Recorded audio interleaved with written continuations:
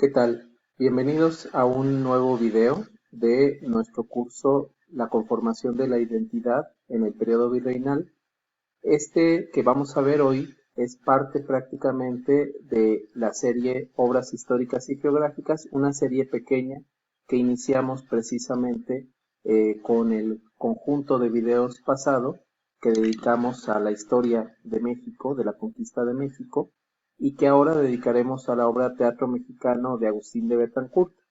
También con esta serie de videos cerramos el ciclo de autores del siglo XVII y ya comenzaremos próximamente con los autores del siglo XVIII. Hay que decir que este autor es probablemente el menos conocido de todos los que hemos abordado hasta ahorita.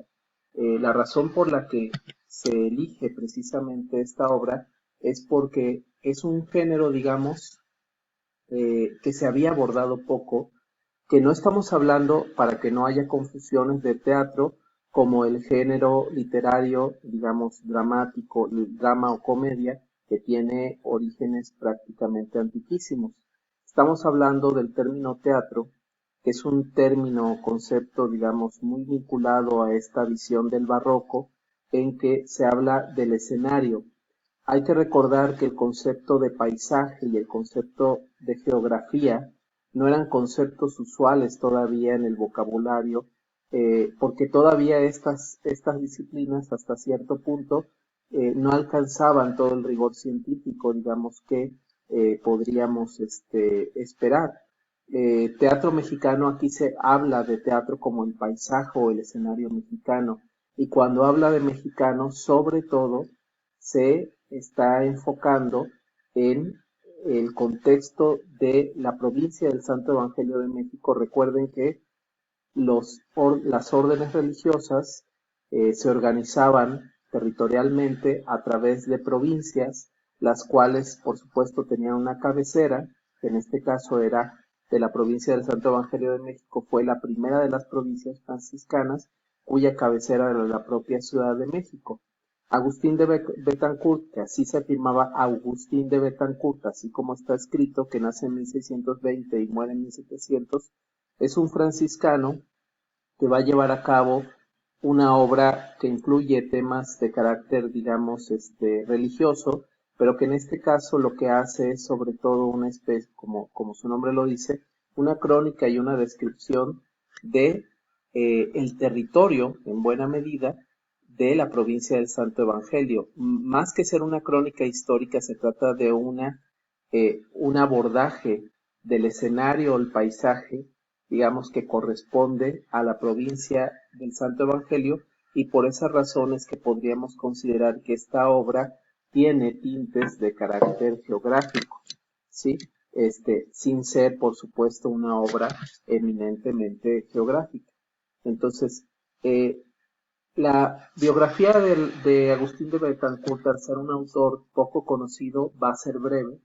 Él nace y muere en la Ciudad de México, nace en 1620, como dijimos, muere en 1700, y después de estudiar letras humanas y filosofía obtuvo el grado de bachiller, ingresó como franciscano en el convento de Puebla de Los Ángeles, donde enseñó filosofía y teología a los jóvenes.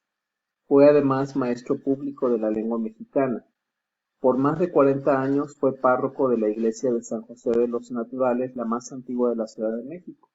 Si ustedes recuerdan, este lugar histórico, San José de los Naturales, es ni más ni menos que el sitio fundado por Fray Pedro de Gante, que prácticamente en el siglo XVII no estaba pasando por su mejor momento, pero seguía siendo una institución prestigiosa. Fue cronista de la provincia del Santo Evangelio, nombrado por el Comisario General de Indias y confirmado por letras pontificias del Papa Inocencio XI. Su estilo literario, como dicen, no es el más limado y elegante, porque como él mismo lo señala en el teatro mexicano, más quiero que me reprendan los elocuentes que no me entiendan pocos. Esta visión, digamos, de dedicar su obra para que pueda tener un impacto en una mayor población, obviamente letrada, porque evidentemente era muy poco la gente que podía leer y escribir, era una actitud que fue congruente todo el tiempo, digamos, en el caso de Agustín de Betancourt.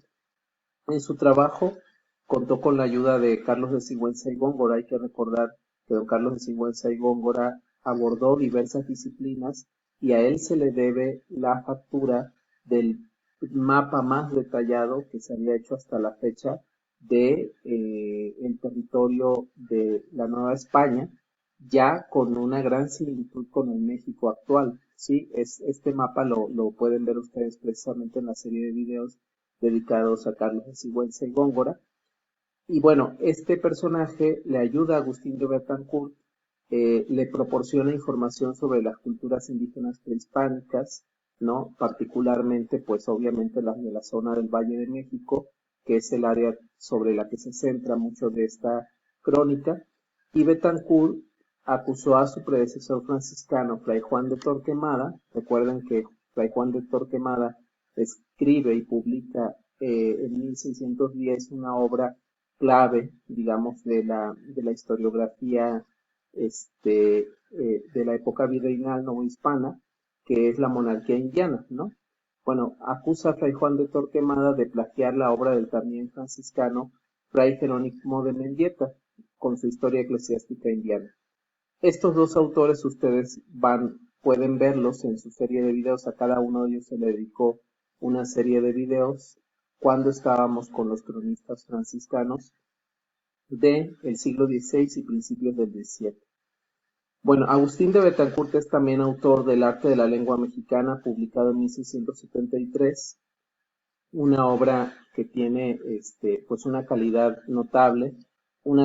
Recordemos que estos artes de la lengua mexicana existieron muy comúnmente en el siglo XVI y principios del XVII, pero hubo una crisis muy fuerte demográfica, ya lo sabemos, en la población indígena, y esto hizo que también las publicaciones de este tipo ya en entrado el siglo XVII fueran menos comunes. Esto viene a refrescar prácticamente nuevamente el tema, a renovarlo, digamos, y nos habla pues de que Agustín de Betancourt, al estar vinculado también al círculo de Carlos de Sigüenza y Góngora, tenía una actitud muy criollista, me refiero a muy, digámoslo entre comillas, nacionalista y apegada al territorio y a lo propio. Entonces, por esa razón es tan importante la publicación de este tipo de obras. También hizo un elogio fúnebre a la reina doña Mariana de Austria, que sabemos que fue en su momento regente, cuando muy comúnmente Carlos II estaba imposibilitado para reinar, ¿no? En madre de Carlos II, y de otras importantes obras breves. El Tratado de la Ciudad de México y las grandezas que la ilustran, ¿no? Este tratado, y un tratado acerca de la ciudad de Puebla, a la que también dirigió numerosos elogios, ¿no? Entonces, aquí vemos precisamente el convento de las Llagas de San Francisco, que fue el primer convento franciscano de la ciudad de Puebla y que pues es una joya arquitectónica que, bueno, prácticamente fundada en el siglo XVI con modificaciones importantes en el barroco del siglo XVIII.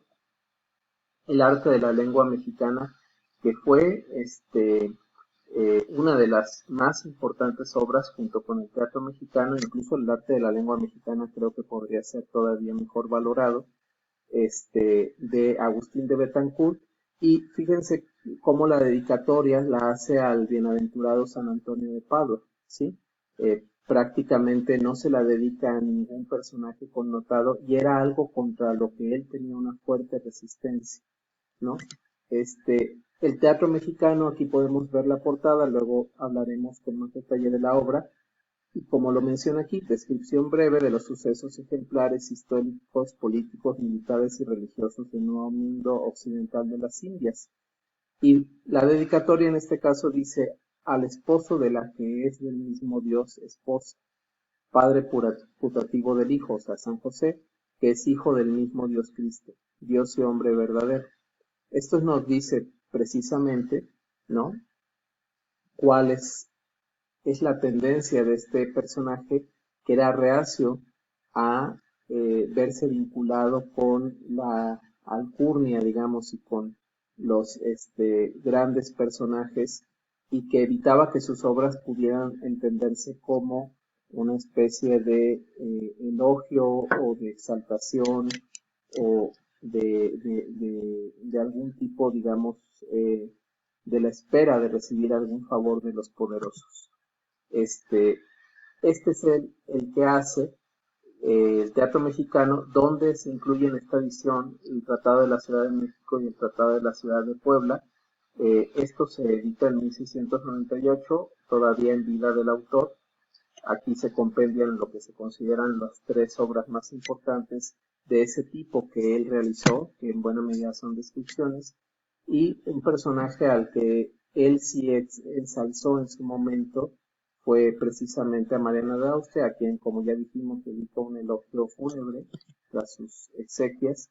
Y aquí vemos precisamente al Papa Inocencio X, que fue quien reafirmó su papel como cronista, digamos, de los franciscanos, papel que también se le había dado como cronista de Indias prácticamente por el Consejo de Indias en su momento.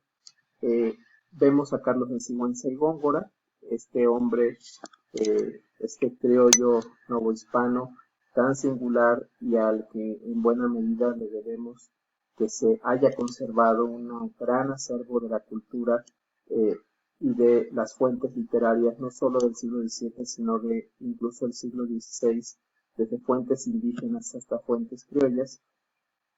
Y aquí podemos ver los territorios, ¿no?, de las provincias, las provincias franciscanas que se conformaron, perdón, en este caso eh, estoy equivocado. Estamos hablando que estos son los territorios de los obispados y arzobispados existentes. Hay que recordar que México ya tenía la calidad de arzobispado para ese entonces, todos los demás eran obispados, y era prácticamente la división en este caso de los únicos obispados existentes durante el periodo virreinal.